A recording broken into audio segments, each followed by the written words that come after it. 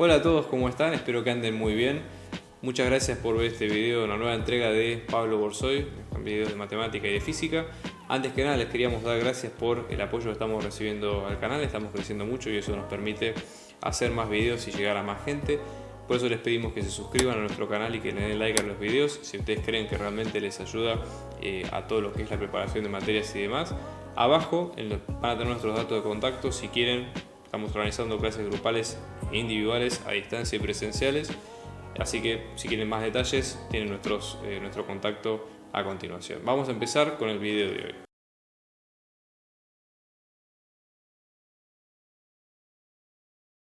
El problema básicamente se trata de lo siguiente. Tenemos una persona que va a estar situada en un cilindro. Entonces vamos a imaginarnos lo siguiente, ¿no? Que el cilindro tiene esta forma. La persona está situada por acá, adentro del cilindro. El cilindro tiene centro, o sea, situado, digamos, el eje del cilindro situado concéntrico al eje Z, y acá tenemos el resto de los ejes X e Y del mismo, ¿no? Y básicamente lo que va a ocurrir es que este cilindro va a estar en rotación, va a venir de esta forma, allá. Entonces la idea es que va a llegar digamos, una vez que el cilindro entra en rotación, acá hay un piso, ¿no? Y la persona gira conforme el cilindro. Entonces va a llegar un momento donde, por el efecto de la inercia del movimiento, la persona no va a necesitar del piso para poder estar pegado, entre comillas, a la pared del mismo. Entonces, la idea del ejercicio es, en estas coordenadas que acabamos de calcular, depende cuál es la que es más cómoda, ¿no? Tratar de encontrar las ecuaciones, la sumatoria de fuerzas de cada caso, y encontrar cuál es la velocidad angular mínima tal que la persona pueda, digamos, estar en esta situación sin necesitar del piso que lo sostenga. Eso sería un poco lo que ocurre. Entonces vamos a ponernos de acuerdo con qué sistema de referencia vamos a usar. En este caso la idea justamente es usar el sistema de referencia intrínseco para coordenadas. ¿Cuáles serían las mejores? ¿Las cilíndricas, las cartesianas o las esféricas? Bueno, si en este caso estamos hablando de una rotación que se da en función de un solo eje, o sea, que el eje va a permanecer constante y la rotación se va a dar alrededor de él, entonces podríamos dar, y el movimiento obviamente es de rotación, podemos dar que las mejores coordenadas serían las coordenadas cilíndricas en este caso. Entonces vamos a trabajar con, en este caso, coordenadas cilíndricas. Entonces, para eso, intrínsecas, ¿no? Para eso necesitamos los versores. O sea, vamos a necesitar el versor E a la Z, que es paralelo al eje Z.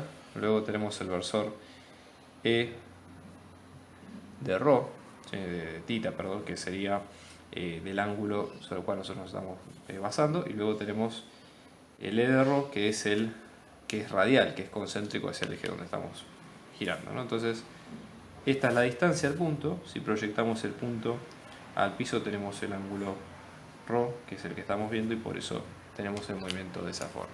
¿Okay?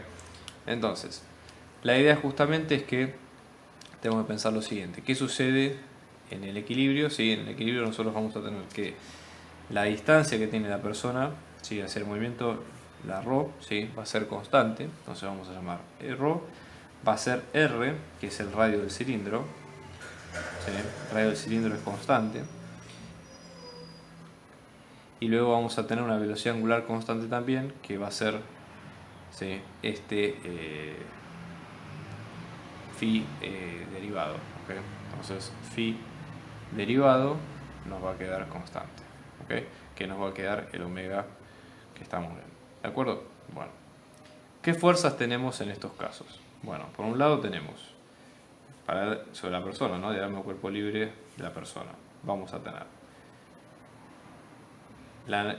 digamos, en este caso tendríamos dos fuerzas en el eje Z, a saber, tenemos el peso de la persona, o sea, estamos hablando de menos la masa por la gravedad por el versor E sub Z, que esto da el peso de la persona. Después tenemos una fricción estática, porque recuerden que el programa menciona que hay una fricción estática, justamente porque nosotros básicamente estamos ante una superficie que de alguna manera tiene que, entre comillas, mantener fijo al hombre, a pesar de todo el movimiento, ¿no? Entonces en este caso, esta va a ser la fuerza de fricción estática. Ahora vamos a ver cómo se compone, ¿no? Y después, ¿qué tenemos? La fuerza de reacción normal de la pared hacia el sujeto, porque si el sujeto está tratando de escapar, entre comillas, por la rotación, entonces esta sería la normal del movimiento. Recuerden siempre que la rotación se está dando en este sentido, ¿sí? Estas dos fuerzas son paralelas al eje Z, por eso tienen el versor Z, y tenemos en la normal que va en contra de, digamos, el versor normal ρ. Entonces, la normal, como vector, nos va a dar, ¿sí?, en su módulo, menos la normal, vamos a ponerlo más fácil, esta es la normal, bueno, la normal nos va a quedar como su módulo, menos, ¿sí?, y el ρ, porque apunta en sentido hacia el centro del cilindro, y después tenemos la fuerza de rozamiento estática en vector, que nos va a quedar, por norma, ¿sí?, la fuerza de rozamiento estática en módulo nos queda menor o igual que el coeficiente de rozamiento estático por la normal. Sí, o sea, menor o igual porque hay un rango de valores con los cuales pueden ser puestos. Si en este caso nosotros estamos hablando de la mínima, quiere decir que vamos a tomar esto como una igualdad, y por lo tanto vamos a tomarlo como el coeficiente de rozamiento estático por la normal, ¿sí?, y luego a esto, ¿sí?, por el eje o el versor e a la z positivo.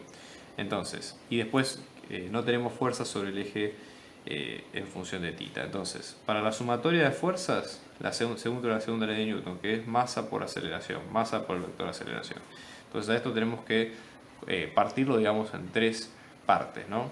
O sea, la sumatoria de fuerzas vectorial nos van a quedar las fuerzas en el eje, las fuerzas en ρ por e a la ρ, ¿sí?, más las fuerzas en el eje phi por e a la phi, más las fuerzas en el eje z por e a la z, ¿sí?, y todo esto a su vez va a quedar masa por la aceleración en ρ, más la aceleración en phi, más la aceleración en z, ¿sí? Entonces, es una forma de verlo, ¿no? Podemos individualizar cada una de ellas al mismo tiempo. Bien, entonces vamos viendo cuánto nos va dando en cada caso. Vamos a ver para ρ, por ejemplo, vamos a tener las fuerzas en ρ por e a la ρ, que nos van a quedar la masa por la aceleración digamos, por e a la ρ, ¿no? Bueno, ¿qué fuerzas tenemos en ρ? Tenemos la normal, que es concéntrica, ¿sí? Y como esto está en movimiento circular, ¿sí?, un movimiento de rotación, acá lo que nosotros tenemos es que la aceleración, ¿sí?, ¿cómo nos va a quedar la aceleración en función de ρ? En este caso nos va a quedar como omega cuadrado, ¿sí?, por r. ¿Por qué? Porque estamos ante un movimiento circular uniforme. Entonces, esa fuerza que es menos la normal por r, acá nos va a quedar como menos la masa por omega cuadrado por r por e a la ρ. Digamos, eliminando estos términos, eliminando los menos, a lo que llegamos es que la normal nos va a quedar la masa del cuerpo por r, ¿sí?, por omega al cuadrado. Esto del módulo, ¿no? Vamos a ver qué pasa, por ejemplo, en el eje phi, ¿sí? En el eje phi la sumatoria de fuerzas nos va a dar 0, por lo tanto no tenemos aceleración en ese sentido. ¿Cuál sería la aceleración? La aceleración sería si nosotros tuviéramos una aceleración angular, que no es el caso porque justamente estamos en movimiento circular uniforme. Y después en el eje z lo que vamos a tener es que vamos a tener menos la masa por la gravedad, ¿sí?, más la fuerza de fricción estática, ¿sí?, todo esto por e a la z. Pero fíjense que nosotros en el eje z no tenemos aceleración, entonces en este caso esta aceleración se hace 0, con lo cual todo esto se hace 0. Menos masa por la gravedad, la fuerza estática queda, como habíamos dicho al principio, el coeficiente estático por la normal, esto es igual a 0. Ya pasamos a una parte escalar acá, porque sacamos, digamos, todo lo que es versores. Entonces reemplazamos ahora por el valor de la normal que habíamos obtenido al principio, en este caso, y esto nos va a quedar menos la masa por la gravedad, ¿sí?, más el coeficiente de rozamiento estático por la masa por r por omega al cuadrado, nos va a quedar 0. Podemos sacar factor común de la masa del cuerpo, entonces esto nos va a quedar como menos g más el coeficiente de rozamiento estático por r por omega al cuadrado, esto es igual a 0.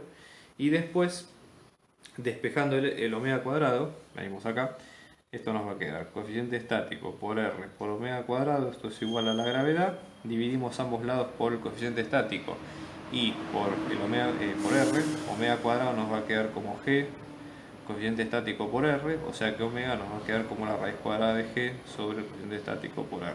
¿Sí? Recuerden que nosotros habíamos visto, esta es la velocidad mínima, ¿sí?, angular. ¿Para qué? Para que justamente la persona, digamos, esté en ese movimiento sin, digamos, rotando, pero sin necesidad de tener el piso. De no ser así, nosotros tendríamos una normal que, digamos, si la frecuencia es mayor, lo que vamos a tener es que la aceleración va a ser mayor y por lo tanto la normal, ¿sí?, va a ser mayor, ¿sí?, y en este caso no va a haber problema en cuanto a lo que es el equilibrio del cuerpo, así que no hay demasiado inconveniente en ese sentido, ¿sí? Y ese sería el fin del ejercicio. Estamos organizando clases particulares, individuales y grupales para apoyo a las materias parciales y finales, así que abajo dejamos nuestro dato de contacto para si ustedes quieren contactarse y seguir hablando de la clase lo pueden hacer. Un abrazo grande y muchos éxitos.